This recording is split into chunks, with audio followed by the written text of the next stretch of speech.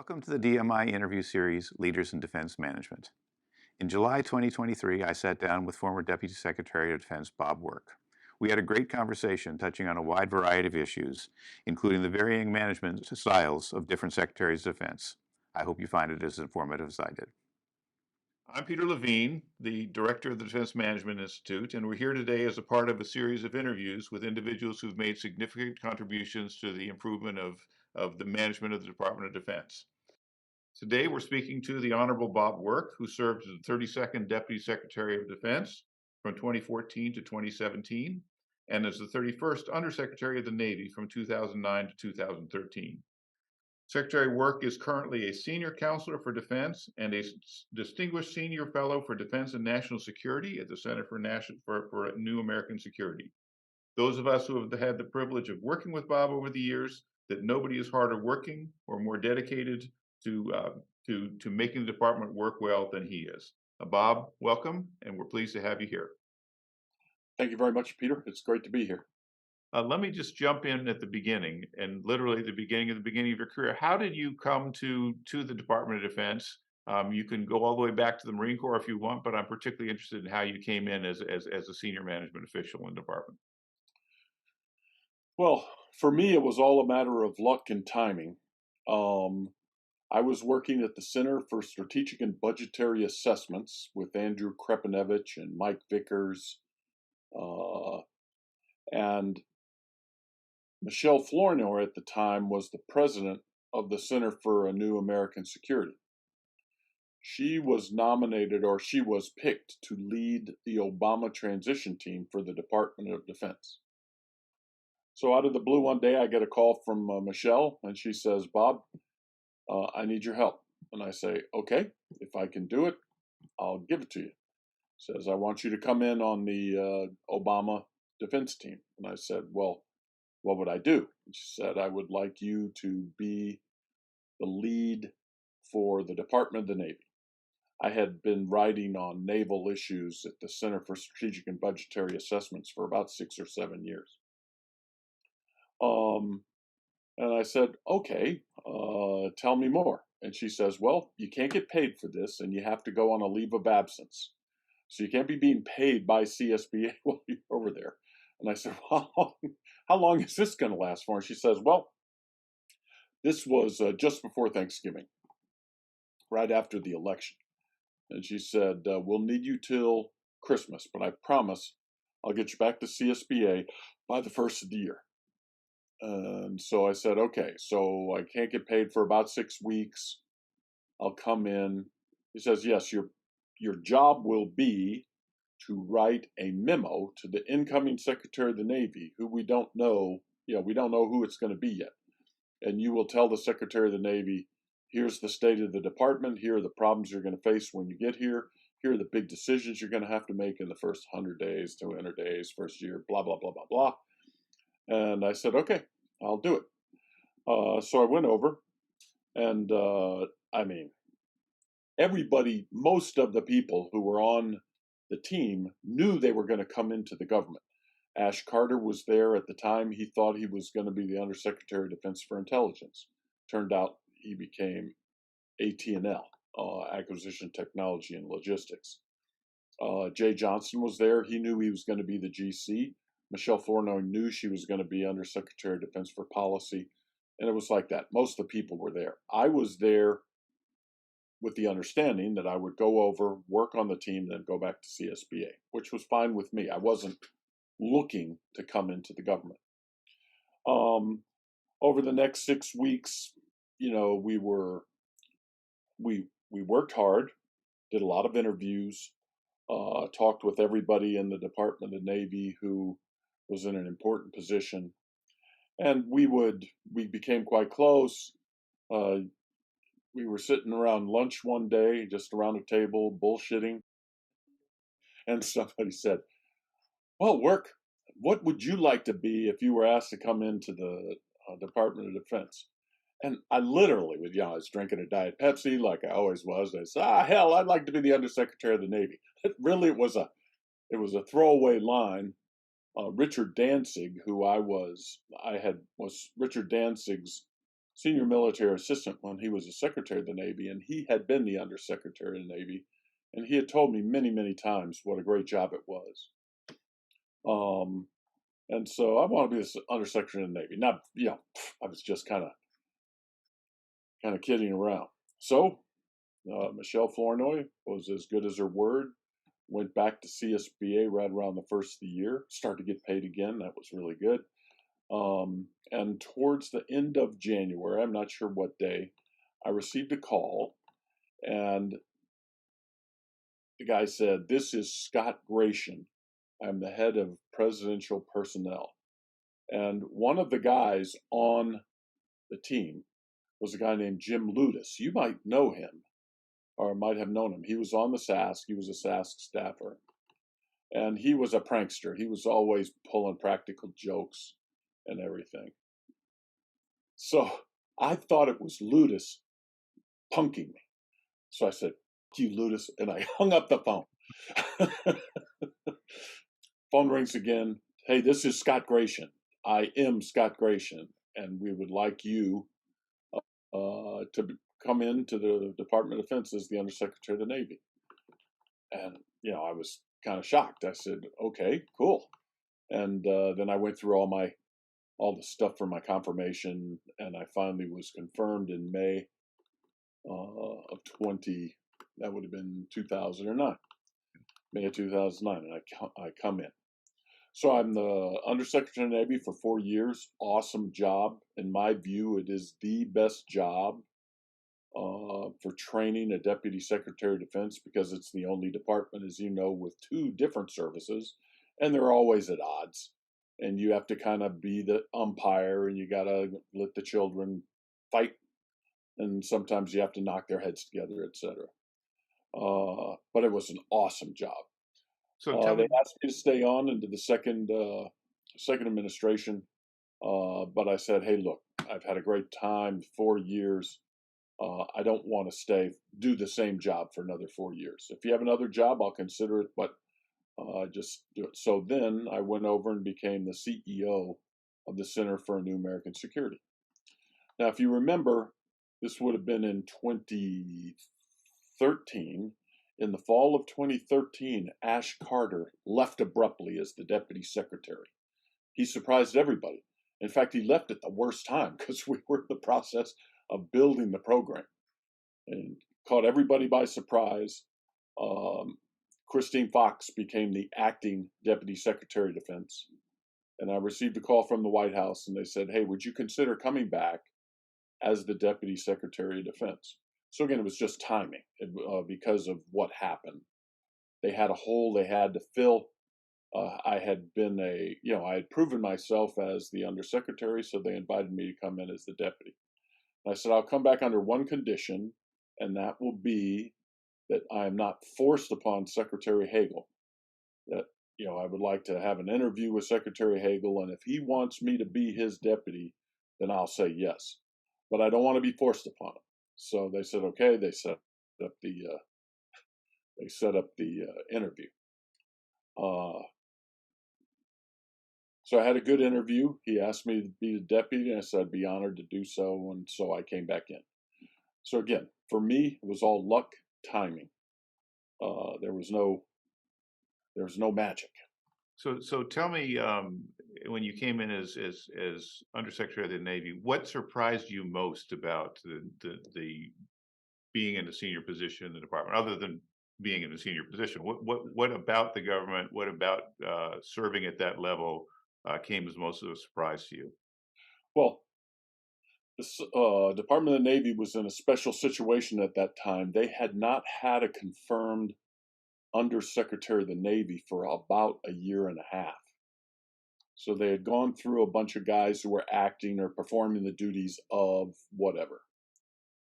And everyone had forgotten what it was like to have an undersecretary in the department. So when I came in, what surprised me the most was just, first, how badly the department needed an undersecretary of the Navy. And then the second thing was how hard it was to get both the Navy, Department of the Navy, and the U.S. Navy and the U.S. Marine Corps to accept an undersecretary of the Navy as being another senior civilian mucking around in their business.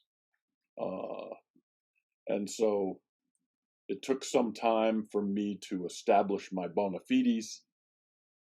Many of the people considered me a colonel in the Marine Corps.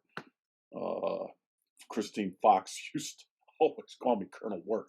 It would drive me freaking crazy.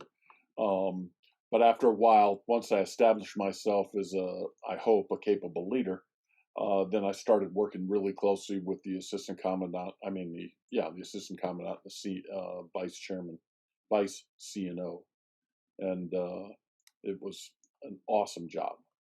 So you've mentioned a couple of times the difficulty of working with two different military services, each of which has not only a strong tradition but a strong tradition of independence. Yes. Are there any keys that you would mention to others, or how to deal with that? How to get them to play ball in the right way? Well, it's, as you know, Peter, it's all about personal relationships. So I established a weekly lunch individually as with the assistant commandant and with the VCNO, and then I would have a lunch with both of them once a month. And sometimes we would have an agenda, but most of the time it was me just getting to know them, getting to know what were the things that were most important to them, trying to figure out if they really believed in a department of the Navy and if they were willing to do what was necessary to make a department a true department. And as it turned out, they both were. There was at the time when I came in, there was a big argument in the Department of Navy over the blue-green split, which is the amount of money the percentage of the Department of Navy TOA that is dedicated to Marine Corps. It's generally around 17%. And the Marines thought that was too low. They wanted to have more. The Navy didn't want the Marine Corps to have more. So that was a constant point of contention. And the way we solved that was to do it by program. So say the Marine Corps had CH-53 Echoes coming aboard, and we had to pay for them. Everybody knew it, and so we would say, "Okay, look, the percentage is going to go up to 17.3, but it's a temporary percentage just based on when we're bringing the airplanes in. When the airplanes go away, it dropped back down to about 17%. So we worked through all of those issues. A real big issue was the F-35B, the VSTOL aircraft. And man, that was, the engine wasn't doing all that great. The airplane was overweight. Congress was beating us over the head for overspending and schedule slips. But we finally worked our way through that. The other thing, if you remember, was TAC air integration, which were the number of Marine squadrons that were going to be put on U.S. Navy aircraft carriers as part of the air wing. They wouldn't be in a Marine air combat element. They would be on a carrier as part of the air wing, and the Navy had a strike fighter shortfall, and they needed the Marines to have 4 squadrons on the deck. And the Marines didn't want to have 4 squadrons on the deck. They said will screw up the number of airplanes for our Marine Expeditionary Units. We need to have our airplanes to respond to COCOM demands. And that one turned out to be quite difficult because of the strike fighter shortfall. And it was through that, to tell you the truth, Peter, the strike fighter shortfall and TAC air integration, I proved to both the VCNO and the Marine Corps that sometimes I'd called ball for the Navy, sometimes I'd call it for the Marines, but I would explain to them, this is why I'm making this decision. And over time, they became comfortable with me and trusted me. I might not make a decision that they liked, but I made a decision that they understood that I'd thought hard about and was trying to do the best for the department. You and I have talked, I think, in the past about the problem of turnover among civilian employees, and I think as senior civilians, the civilian political appointees, and I think the averages tend to be about 2 years. How important do you think it was that you were able to stay the full 4 years to build those relationships?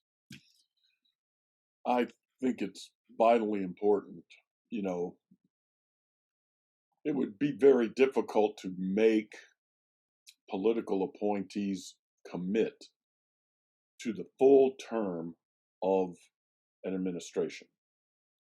But I do believe that they should commit to not leaving like in the last 6 or 7 or 8 months. If you remember, for Secretary Carter, if you left in the last 6 to 7 months, you were literally dead to him. If you remember what he did to Christine Wormuth, when she said, "Hey, my children, this is a family situation. I really have to leave." And he didn't even give her a goodbye ceremony. I mean, it was kind of crazy. But I do believe that people, once they sign on, they should stay on as long as they can and to the end if possible. The whole thing about the uniforms waiting out the politicals. And that's always going to happen. You just accept it. But if you can keep people on longer and to the end, where you have a seamless handoff from one political to another, you can limit the damage of waiting people out. The as undersecretary, you served under Secretary Mabus, who Yes. was also known for his independence. You got to deal with that from two different directions. First, as Undersecretary of the Navy, and later as Deputy Secretary of Defense. Can you talk about the challenges of working with somebody who is that strong-minded and independent, and how you build a relationship with him and connect him both to the services and to OSD and make all those things work? I think you're sort of in the position of being the grease to make the operation work in a way. Well, that was a hell of a relationship. Most of the secretaries of the Navy since World War II have either been lawyers or captains of industry. But he was a governor of the state of Mississippi. And he would make the damnedest decisions sometimes. And I was talking to him one time and I say, "Sir, sometimes I just don't get you." And he says, "Look, I am an elected executive. When I was the governor, no one had any veto over me except for the Supreme Court and the AG. Said I would make a decision and no one, they might question me, but it truly was my way or the highway." And when I was a politician, you have to have no more than 2 or 3, maybe 4 priorities. My first priority is shipbuilding. We're the U.S. Navy. We need to have ships. My first priority is build ships. And boy, did he. While he was there, we had like 75 ships under contract at one point. And man, he would everything. And he says, "Look, you have to be ruthless with your priorities." And so he would just annihilate aviation to get more ships. And we'd go in and say, "Mr. Secretary, this is really causing a problem in the aviation community." And he says, "Look, I wish I had money for both, but I only have enough money for one. And my number one priority is ships. Do you get it?" And I go, "Yes, sir, I get it." And he was ruthless. Then his second one was, he called it the Great Green Fleet. He felt very strongly about renewable energy and renewable fuels. And everyone thought he was crazy. He said, our entire global infrastructure is designed to deliver DFM, defense fuel. Diesel fuel, marine. We don't have the infrastructure to store this renewable fuel or to, pump it and tank it and move it. And he said, well, we're going to learn. We're going to do it. And then he set goals. He said, I want to have a carrier battle group deploy in 2013 on completely with renewable fuels, and all the airplanes on the carrier deck. And, we pushed towards that goal. And everyone, he was taking heat in the press. They were saying, God, this is, they didn't call it woke then, but it was kind of the same thing. This is some kind of weird ass liberal lefty dream that doesn't have anything to do with warfighting, blah, blah, blah, blah, blah. But that was one of his priorities. And then his third priority was 21st century sailor and marine, very much like Carter and Force of the Future. And he did all sorts of different things for personnel management and readiness. Those were his three priorities. And man, I learned a lot watching him. He said, these are them, guys, write it down. They ain't going to change. And when I say priority, I mean priority. If I have to choose between priority 1 and 2, priority 1 gets it. If I have to choose between priority 2 and 3, priority 2 gets it. So working for an elected executive was really something eye-opening. I learned a lot. One of the places where it really showed up in was in ship naming. There are rules for ship names, but like a class, generally you name destroyers, for example, after naval heroes. Normally you name tankers after rivers, things like that. But he said, hey, this is one of the things I get to do as the Secretary of the Navy, and I'm going to name ships anyway, in the way I want to name ships.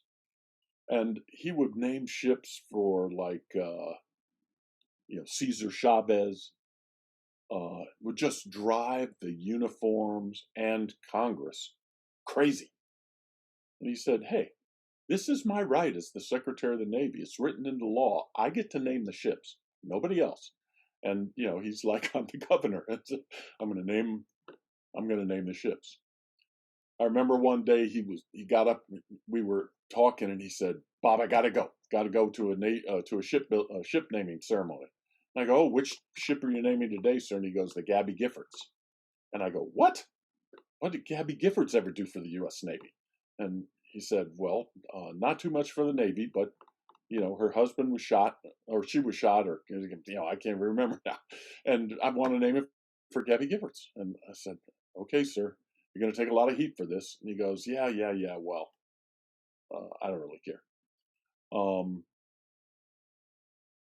And I looked back, and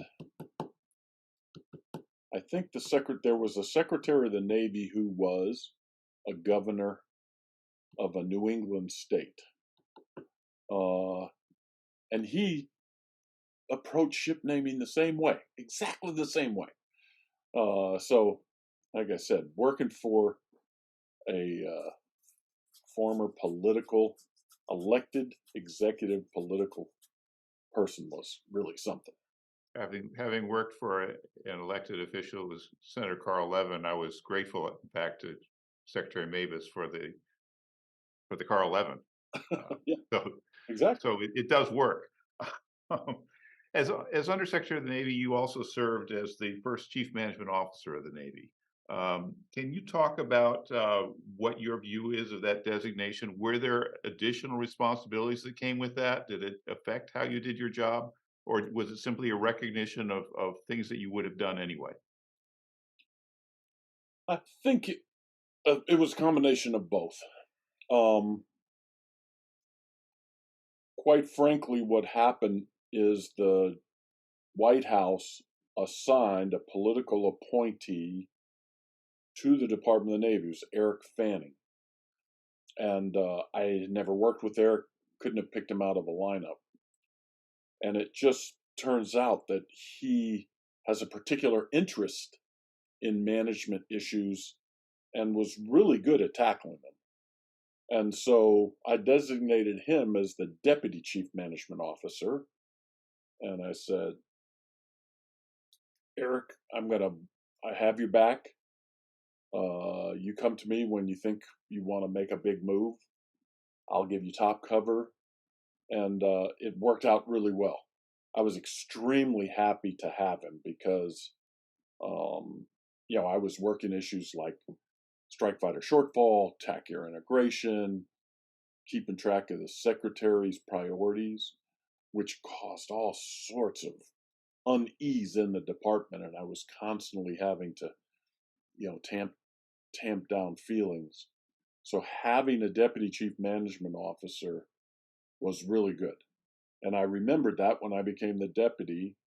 And when we talked about, should the deputy be the chief management officer, just the span of all of the things that the deputy handles, having one person who's dedicated to that full time, in my view, is the best way to go. Much better than having a separate deputy of defense for management stuff. I believe very strongly in a unitary deputy. You described your relationship with Eric Fanning as you sort of you asked him to take the lead on the issue, but you had his back, and when he was going to do something significant, you had him come in. He came in to talk to you about it, so you could be on board with it and make it clear to everybody that he had your approval. I think you did similar things with me when I was your deputy chief management officer when you were deputy secretary of the defense.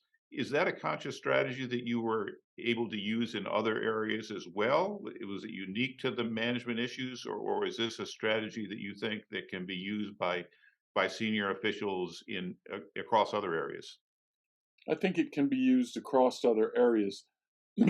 Obviously, the span of control of the deputy or the under, you always have to consider. You can't have too many direct reports or it just becomes unwieldy.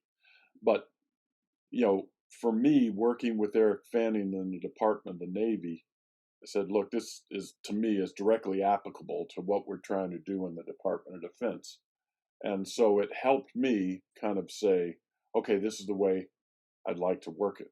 And, I had complete faith in you, just like I had complete faith in Eric. And I never really worried about what you were doing. No one ever came in and said, oh my God, Peter's going to try to build an empire or something like that. You kept your eye on the ball. It worked for me, and I think it can work in a lot of areas. That was generally what happened with Force of the Future with Secretary Carter, where Brad Carson, as the Undersecretary for P&R, kind of became the lead sled dog. And man, that was tough, as you remember. The services hated that shit. Oh, hated everything about it. Much of it was just reflexive. Some of the problems they had with it, I thought, had merit.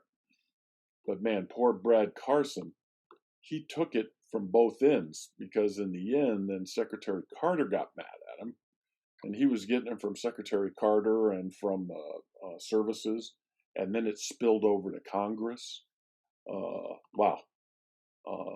I have a lot of respect for what Brad did, because that was a tough one. That was a tough nut. When you're doing something that the services dislike so much and are willing to openly, kind of push back. And well, can we talk about your role as Deputy Secretary of Defense? Because obviously, as Deputy Secretary, one of the things you had to do was to manage that situation once it exploded. I don't know whether that's a you consider that to be a good example of your management style, but as I understand it, you sort of took over that issue. Can you talk about what you did and how you tried to calm tempers there? Well, the way I handled that, Peter, was I just slotted into my executive officer kind of mindset. And I would sit down with Brad and I would say, Brad, look, here's the boss's view on this. Sometimes I would tell him, I don't agree with it. But you and I are here to do what the boss wants. So I really tried, spend a lot of time to tell Brad, you are doing a great job. You are taking shit from all sides. If I can help, deflect some, please tell me how. I will support you in the meetings. But the bottom line that you and I have to understand is this is one of the boss's top priorities. He wants to get it done. And so you and I are going to get it done, whether it hurts or not. And then I would call in. Generally, I found the Department of the Army was the one that pushed back the most. So I would talk with Dan Allen, and I'd say, Dan, for God's sakes, the boss wants this. And he goes, well, we're going to fight him tooth and nail. And I said, okay, well, how about you tell the Chief of Staff of the Army and the Secretary of the Army to go in and tell Secretary Carter to his face that what he's doing is wrong and we're going to fight you. Why don't you do that? And of course they never did. And I said, because if you feel that strongly about it, then come on, man, let's go. So, man, that was one of the most uncomfortable things I had to do as the deputy. I mean, I think you remember there were sparks flying everywhere. I'll let you stop with that. It's common lore that the inbox of the Deputy Secretary of Defense grows by about a foot an hour. I don't know if that's literally true, but I do remember the whack-a-mole set you had on your conference table, and I always thought that was the perfect symbol for what your job was. Can you talk about how you handle work of that volume and what advice? I guess your present successor doesn't need your advice. She seems to be doing perfectly well with this. But what advice you would offer people in general about how you deal with that kind of volume of incoming traffic? Well, it's interesting. When I was the Undersecretary of the Navy, my personal staff consisted of a Navy captain, a Marine colonel, and Caroline Wilson, a civilian government employee. And that was it. And they handled everything. And they were like a multi-domain operation. They knew all of the stuff that was coming in, and they could, cross-reference, and they say, here, it's over here. But can't do that at the deputy secretary's level. There literally is just too much. So the way I did it was with special military assistants, SMAs.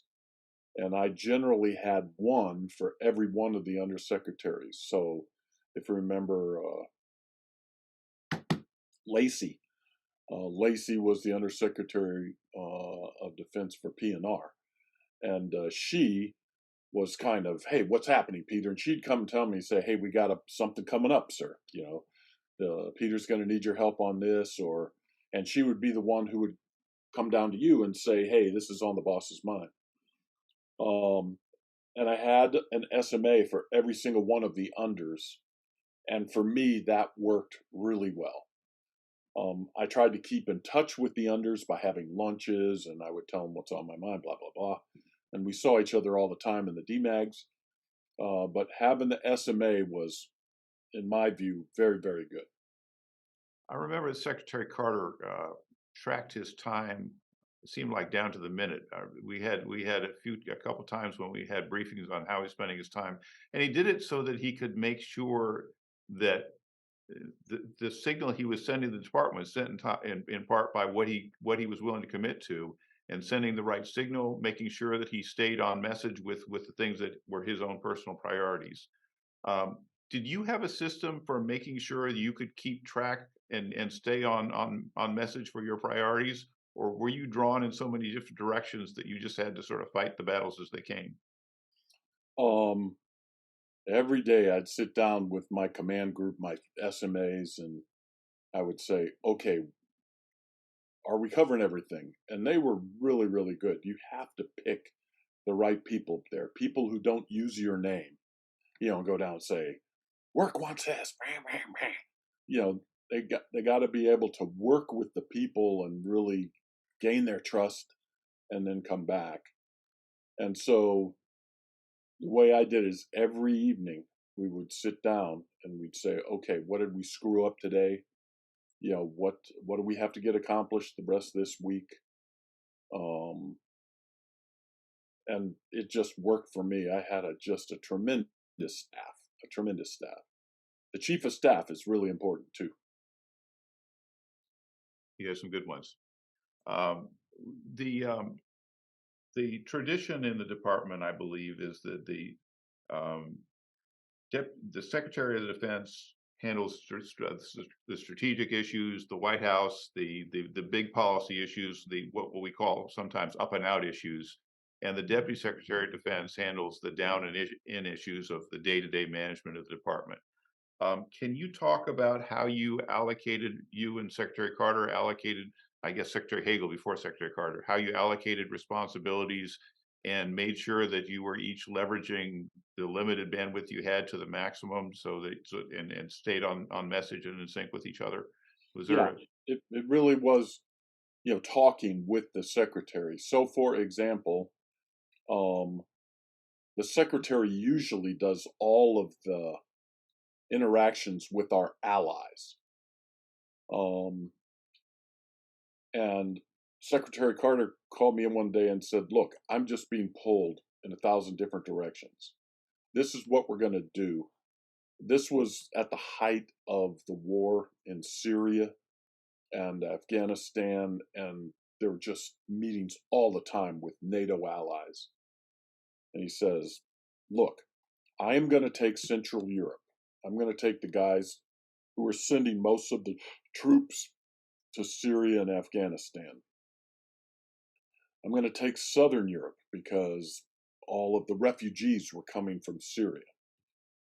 He says, I want you to handle the Northern Rim. I want you to take the Nords.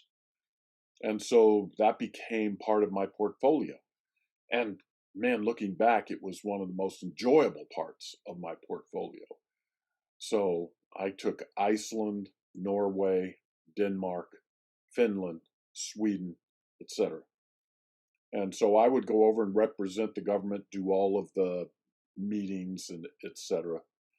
And the way at the DCs, the deputy committee meetings, which just kind of eat the secretary's lunch because the numbers that they have. Normally, the Undersecretary of Defense for Policy would go to those and represent the secretary. But he would say, Bob, there are going to be DCs where I want you to represent me. And he would come down and say, okay, this next DC is going to be on nuclear issues. I want you to go. And so it was really, there wasn't a list of things on both sides. It was the secretary coming to the deputy and saying, okay, I need you to cover down on this for me. And that's the way it worked with Secretary Carter. Secretary Mattis, he generally handled all of those things, as did Secretary Hagel. I mean, if I was ever going to write a book, I'd write a book about the different leadership styles of the secretaries. I worked directly for Hagel, directly for Carter, and directly for Mattis. Three totally different leadership styles. each effective in their own way, I imagine? Oh yeah, absolutely. The other, I mean, one of the other things that I had to do is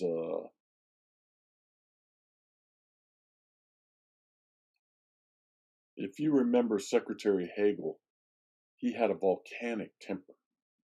And when he lost it, I mean, he lost it. And in a meeting one day, the Undersecretary of Defense for PNR, she was before you. I can't remember her name right now. Was it Aaron Connaughton or No, Jessica Wright? Jessica Wright, I think. but he just went off on Jessica. I mean, really bad. To the point where she came down to my office and she was crying. And she says, I'm quitting. I'm out of here. And so that was another role of the deputy. Yeah, I went down to Secretary Hagel and I said, you've got to apologize to her, because this is going to come out. This is how the story's going to read. You're a toxic leader. And you don't want that.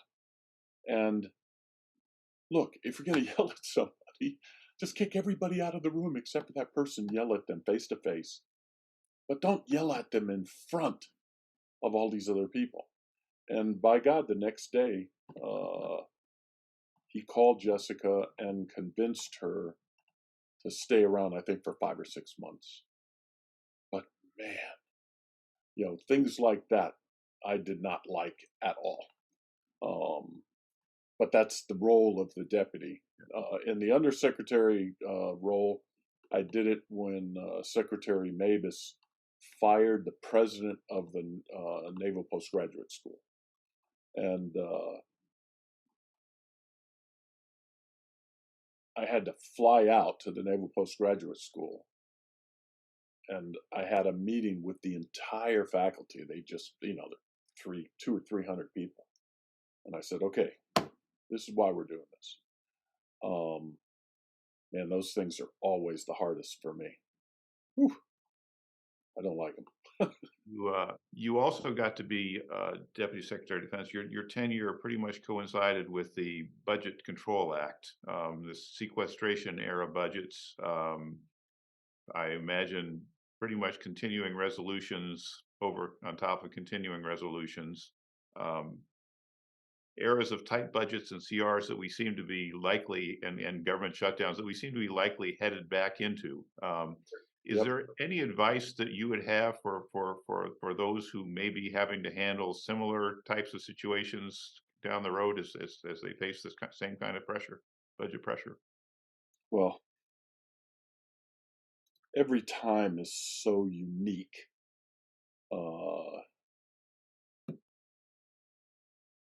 What is the outlook of Congress? What are they thinking? How is the White House thinking? Oh, it's just, but man, that was bad. It was just really hard times because everyone knew we didn't have enough money for all of the things we had to do. So, we had to prioritize. You remember the DMAGs. I mean, it was like,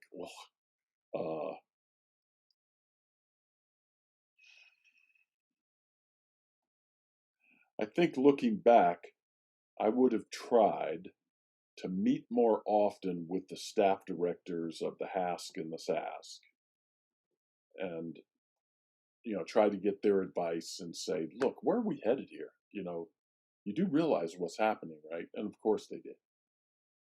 But I would have maybe tried to spend more time talking to them and maybe even trying to go in and talk with the chairman. But man, that's not something I'd want to live through again. Let me change. We're nearing the end of the hour, and there's something I want to get to, which is, in my view, perhaps your single achievement as Deputy Secretary, which is the third offset, which I'm sure others would say that has many fathers. I view you as sort of the champion of that and the initiator of that. Can you talk about where that came from and how you were able to make that a priority of the department from your position and bring life to that initiative? Well, while I was at CSBA, I was there for from 2000 through 2008 when I came in as the undersecretary. And in addition to writing a lot on naval issues, I wrote a lot on revolutions in war and the changing character of war. I had been working on that since the 1990s with the Office of Net Assessment. So I had very strong feelings on the military technical trends and what they were doing as far as the character of war was going on. And when I was the Undersecretary of the Navy, I was watching what was happening out in the Western Pacific with China. And I was saying, man, this is not good. The normal ways that we are used to thinking about fighting a war with China are just not going to work anymore. So I left the department with that firmly in my mind. And then I started talking to guys like Bill Perry, Paul Kaminsky, Harold Brown, and they had a similar situation in the 70s, and they concocted the second offset. I had never even heard of the term offset until I talked with Paul Kaminsky. He was the guy who said, this is the way we thought about it. We couldn't match them tank for tank or plane for plane. We were much better than them in technology. So we needed to do some type of technological jujitsu to gain an advantage.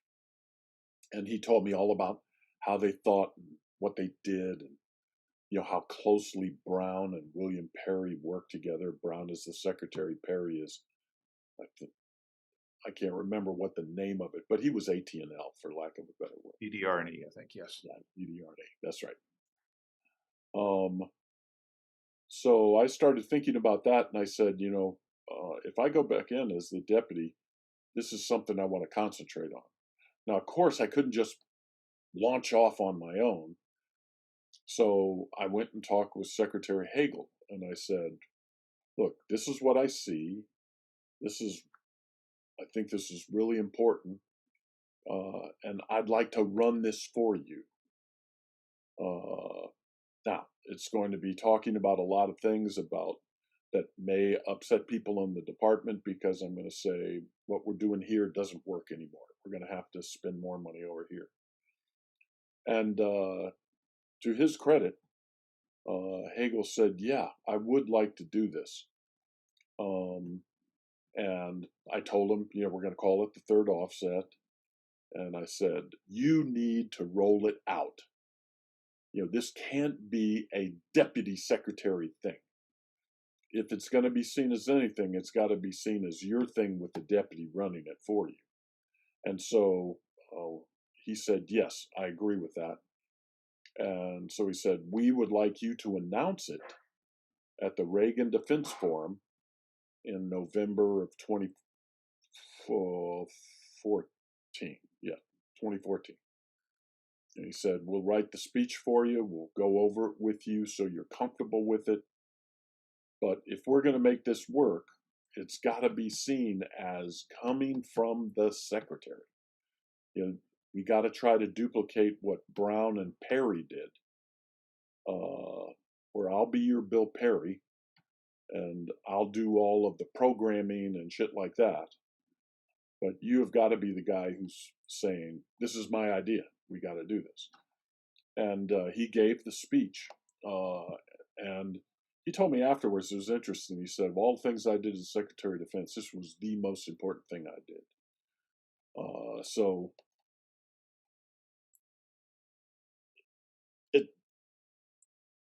There's the alter ego model, which was Panetta and Carter, where Panetta wrote a memo that said, the deputy is my alter ego.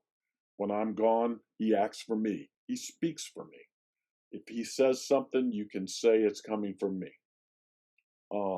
Then there was the kind of business model, Mel Laird and Packard, where Packard was really driving the acquisition train and trying to change the business model of the department when it came to buying things. And then there was, in my view, the model where the secretary embraces an idea, whether it comes from him or the deputy, doesn't really matter. But on the outside, the secretary is saying, third offset. If the deputy's the only one saying it, it isn't going to work. And I don't think Hagel gets enough credit. I mean, he embraced the idea, he rolled it out, he talked about it in a coherent fashion, in my view. But he usually doesn't get that much credit for it. So a lot of people say, okay, you're the father of the third offset. And I said, okay, I'll accept that the idea came from me, but it wouldn't have gone anywhere if it was just me. I mean, Hagel really deserves credit for it. Pretty soon after November 2014, Hagel left and Carter came in, though, if I remember right. So was there a seamless pickup of that idea? I assume that Secretary Carter was also supportive, or was there a gap and you had to work that one over again with the new secretary? I had to work it again. Ash would say, I don't think of it in terms of an offset strategy, but I do think of it in terms of us losing our technical superiority. And that's the way he started talking about it. And then Joe Dunford started talking about it. And, where Joe Dunford came out and said, if we don't change what we're doing, we're going to lose our military technical superiority by the mid-20s. And that was perfect, for the third offset. That's what it was all about. We didn't want to lose superiority. So it was designed for us to keep superiority. Are there any final thoughts you'd like to, I've taken up pretty much your hour here. Are there any final thoughts you'd like to share? I feel strongly that the most important thing that the Department of Defense does is it builds a defense strategy and then a defense program to implement the strategy. If I'm channeling Secretary Mabus, that's our number one priority. You got to get that right. And I believe that it is the secretary's program. When Bob Gates was the Secretary of Defense, everybody knew that it was Gates' program. And if you were talking out of school, you were going to get a call from, Luca Brazzi,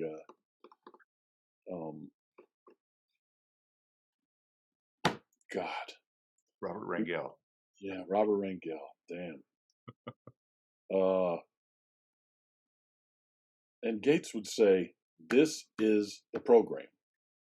And you did not get service secretaries and service chiefs going up on the Hill and talking about something else. You remember what happened to the Air Force when they started talking about the F-22.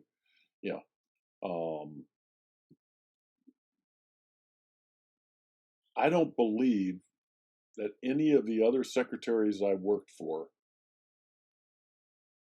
had that ruthlessness that you need to have as a Secretary of Defense. If you want to have a program that reflects your desires in the program, there's got to be some dead soldiers along the road. And let's just say that towards the very end of the administration, there's no way that Secretary Mabus should not have been fired. What he did to Carter with that letter on the LCS, it was literally a fuck you to Carter.